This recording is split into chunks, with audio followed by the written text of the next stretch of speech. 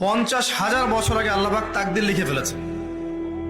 লিখা হয়ে গেছে আপনার কার সাথে বিয়ে হবে, আপনার কয়টা বাচ্চা হবে, আপনি কত বছর থাকবেন পৃথিবীতে, কিভাবে মারা যাবেন, কোন দিন মারা যাবেন, এবং মৌতের পর আপনার কি হবে। এই পৃথিবীতে আপনি কত কোটি চালের দানা খাবেন, কত কোটি ডালের দানা খাবেন, কতগুলো মাছ খাবেন, কতগুলো মাংস খাবেন, সব লেখা আছে।